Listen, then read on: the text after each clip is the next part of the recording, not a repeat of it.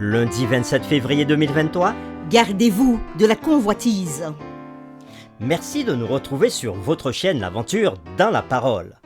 Vous êtes peut-être à la maison en ce moment, ou encore sur la route ou dans votre jardin.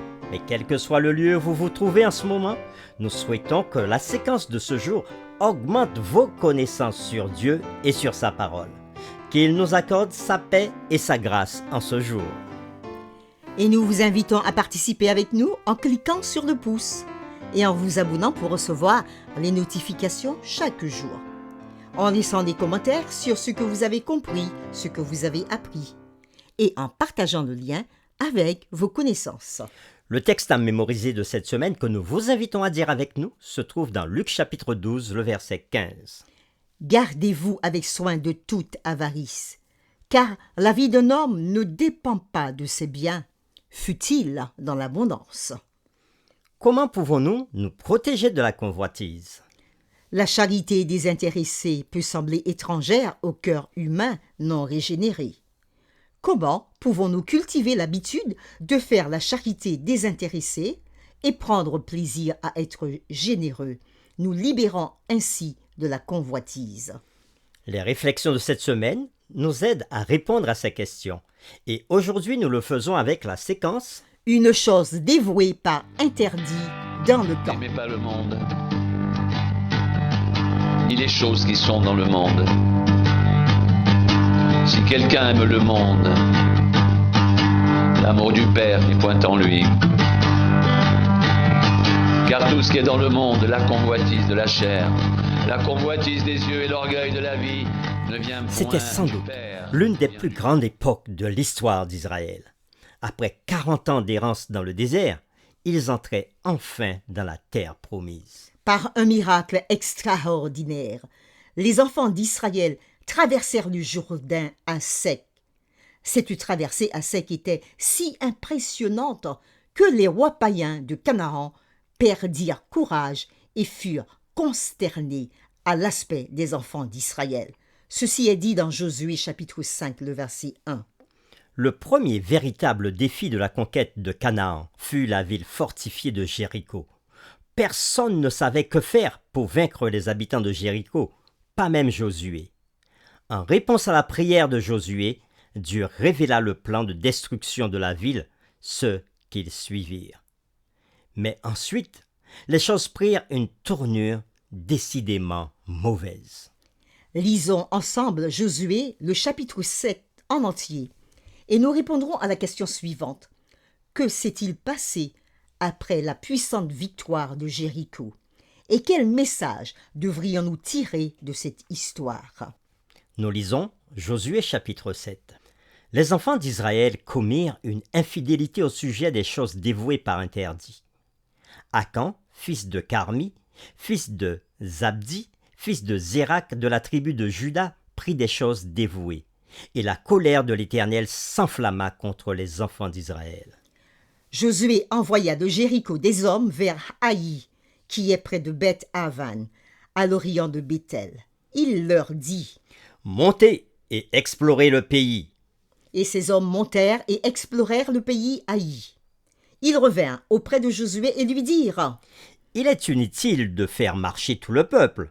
2 ou 3 000 hommes suffiront pour battre Haï.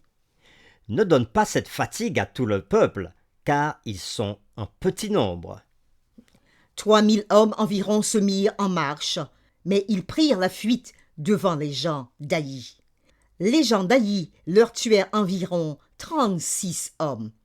Ils les poursuivirent depuis la porte jusqu'à Shebarim et les battirent à la descente. Le peuple fut consterné et perdit courage. Josué déchira ses vêtements et se prosterna jusqu'au soir, le visage contre terre, devant l'arche de l'Éternel, lui et les anciens d'Israël, et ils se couvrirent la tête de poussière. Josué dit: « Ah, Seigneur éternel, pourquoi as-tu fait passer le Jourdain à ce peuple pour nous livrer entre les mains des Amoréens et nous faire périr? Oh, si nous eussions su rester de l'autre côté du Jourdain! De grâce, Seigneur, que dirais-je après qu'Israël a tourné le dos devant ses ennemis? Les Cananéens et les habitants du pays l'apprendront, et ils nous envelopperont, et ils feront disparaître notre nom de la terre. Et que feras-tu par ton grand nom? L'Éternel dit à Josué, « Lève-toi. Pourquoi restes-tu ainsi couché sur ton visage? Israël a péché, ils ont transgressé mon alliance que je leur ai prescrite. Ils ont pris des choses dévouées par interdit. Ils les ont dérobées et ont dissimulé, et ils les ont cachées parmi leurs bagages. Aussi, les enfants d'Israël ne peuvent-ils résister à leurs ennemis? Ils tourneront le dos devant leurs ennemis, car ils sont sous l'interdit.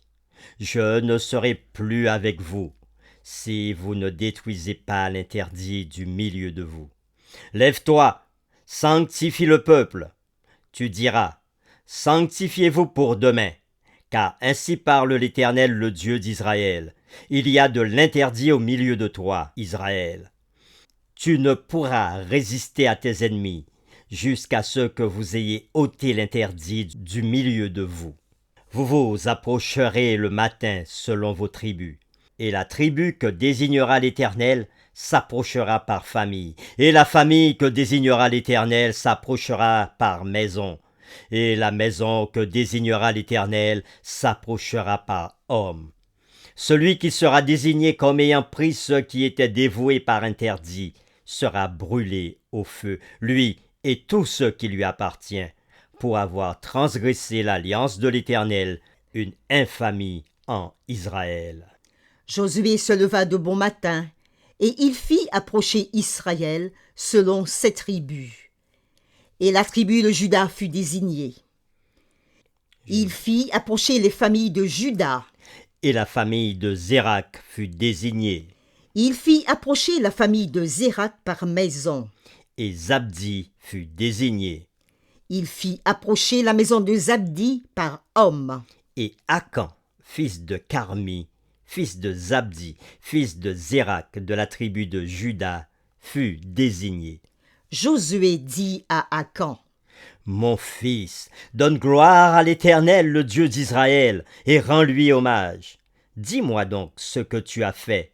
Ne me le cache point. » Akan répondit à Josué et dit, « Il est vrai que j'ai péché contre l'Éternel, le Dieu d'Israël, et voici ce que j'ai fait. J'ai vu dans le butin un beau manteau de chinéar, 200 cycles d'argent et un lingot d'or du poids de 50 cycles. Je les ai convoités et je les ai pris. Ils sont cachés dans la terre au milieu de ma tente, et l'argent est dessous. » Josué envoya des gens qui coururent à la tente. Et voici, les objets étaient cachés dans la tente d'Akan, et l'argent était dessous. Ils les prirent du milieu de la tente, les apportèrent à Josué et à tous les enfants d'Israël, et les déposèrent devant l'Éternel. Josué et tout Israël avec lui prirent Akan, fils de Zérak, L'argent, le manteau, le lingot d'or, les fils et les filles d'Akan, ses bœufs, ses ânes, ses brebis, sa tente, et tout ce qui lui appartenait. et ils les firent monter dans la vallée d'Accor. Josué dit, « Pourquoi nous as-tu troublés? L'Éternel te troublera aujourd'hui. » et tout Israël le lapida. On les brûla au feu, on les lapida.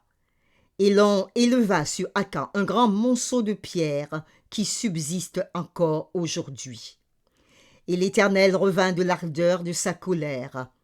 C'est à cause de cet événement qu'on a donné jusqu'à ce jour à ce lieu le nom de Vallée d'Accor.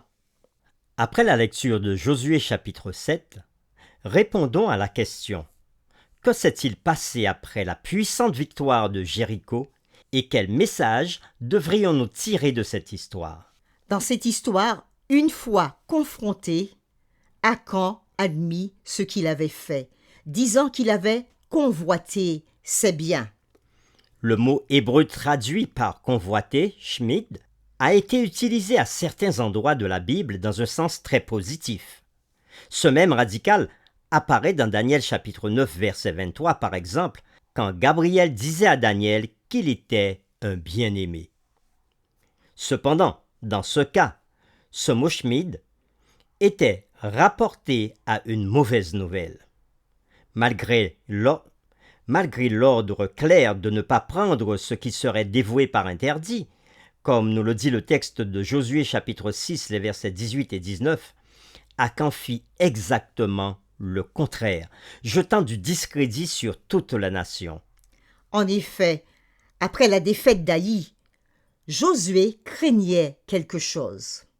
Et il nous est dit dans Josué chapitre 7, le verset 9, « Les Cananéens et tous les habitants du pays l'apprendront. Ils nous envelopperont et ils feront disparaître notre nom de la terre. Et que feras-tu pour ton grand nom ?» En d'autres termes, le Seigneur voulait utiliser ces grandes victoires pour faire connaître aux nations environnantes sa puissance et son œuvre parmi son peuple.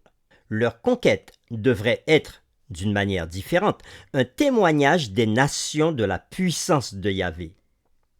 Bien sûr, après le fiasco d'Aï, en dehors de la perte des vies humaines, ce témoignage avait été compromis. Pour terminer, pensons à la facilité avec laquelle Akan aurait dû justifier ses actions. Il aurait pu dire « Eh bien, c'est une si petite quantité par rapport à tout le reste du butin. Personne ne le saura. Et quel mal cela peut-il faire? De plus, ma famille a besoin d'argent. » La question qui nous est posée, comment pouvons-nous nous protéger de ce genre de rationalisation dangereuse? Nous vous invitons à prier avec nous. Notre Dieu et Père, toi qui prends soin de tes enfants chaque jour, nous te prions de nous aider à faire grandir notre confiance en toi. L'histoire de Akan nous emmène à nous poser plusieurs questions. Mais il y a un point qui nous frappe. C'est la façon dont la convoitise va mener un peuple à une défaite et une famille à la ruine. Parfois nous voulons avoir plus, par peur de manquer pour demain.